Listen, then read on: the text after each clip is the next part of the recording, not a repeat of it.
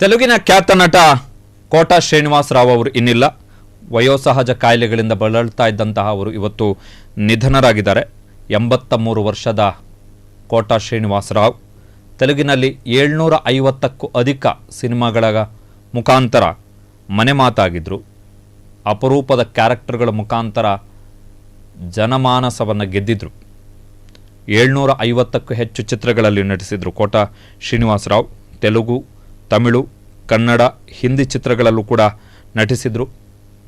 Villain, ತಂದೆ, ಸಹೋದರ ಹೀಗೆ ಹಲವು ಕ್ಯಾರೆಕ್ಟರ್ಗಳಲ್ಲಿ ಕೋಟಾ ಶ್ರೀನಿವಾಸ ರಾವ್ ಅವರು ಕಾಣಿಸಿಕೊಂಡಿದ್ದರು. ಅತ್ಯುತ್ತಮ ನಟನೆಗಾಗಿ 9 ಬಾರಿ ಆಂಧ್ರ ಪ್ರದೇಶದ ಅತ್ಯಂತ ಪ್ರಮುಖ ಸಿನಿಮಾ ಪ್ರಶಸ್ತಿ ನಂದಿ ಅವಾರ್ಡ್ ಕೂಡ ಪಡೆದಿದ್ದರು.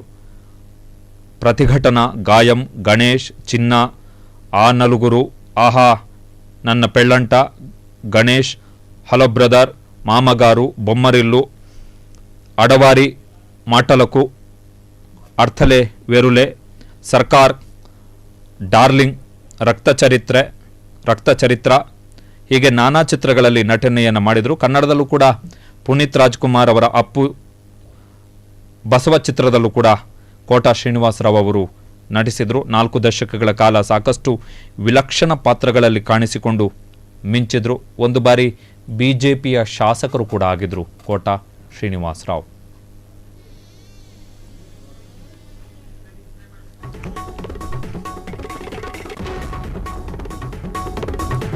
ಕೋಟಾ ಶ್ರೀನಿವಾಸ ರಾವ್ ಅವರ ನಿಧನಕ್ಕೆ ಬ್ರಹ್ಮಾನಂದಂ, ತೆಲುಗಿನ ಖ್ಯಾತ ಕಾಮಿಡಿಯನ್, ಕಣ್ಣೀರು ಹಾಕಿದ್ದಾರೆ. ಕೋಟಾ ಶ್ರೀನಿವಾಸ ರಾವ್ ಅಂತಿಮ ದರ್ಶನದ ವೇಳೆ ಕಣ್ಣೀರು ಬಿಕ್ಕಿ ಅತ್ತಂತಹ ಬ್ರಹ್ಮಾನಂದಂ ಅವರಿಗೆ ಮೋಹನ್ ಬಾಬು ಅವರು ಸಾಂತ್ವನವನ್ನು ಮಾಡಿದ್ದಾರೆ. 4 ದಶಕಗಳ ಕಾಲ ಬಹುತೇಕ ಚಿತ್ರಗಳಲ್ಲಿ ಒಟ್ಟಿಗೆ ನಟಿಸಿದ್ವಿ. ಕೋಟಾ ಶ್ರೀನಿವಾಸ ರಾವ್ ಇಲ್ಲ ಅಂದರೆ ನಂಬಕ್ಕಾಗ್ತಾ ಇಲ್ಲ. ಕೋಟಾ ಕಳ್ಕೊಂಡಿರುವುದು ತುಂಬಲಾಗದ ನಷ್ಟ.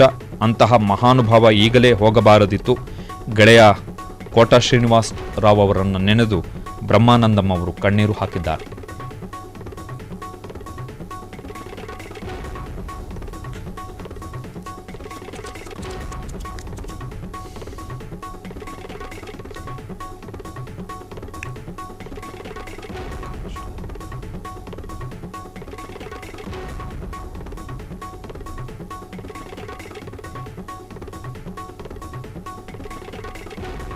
ಕೋಟಾ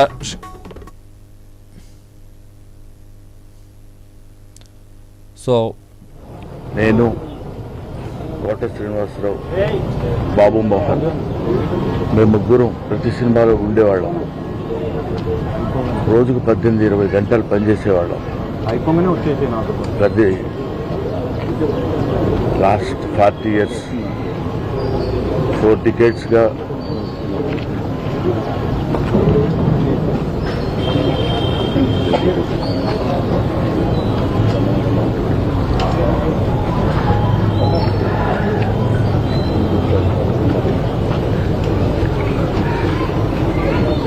అరే ఒరే అనుకుంటూ కలిసి ఉన్నాం.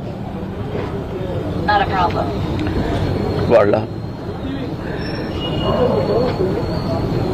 కోట లేడు అంటే నమ్మలేకపోతున్నాం. నటన ఉన్నంత కాలం కోట ఉంటాడు. వాడుకు నటరాజపోతుంది. మహానుభావుడు, ఏ విషయాన్నైనా నిర్మోహాటంగా మాట్లాడే వ్యక్తి. అటువంటి వ్యక్తిని కోల్పోవడం భారతదేశానికే, నటనా లోకానికే తీరని లోటు.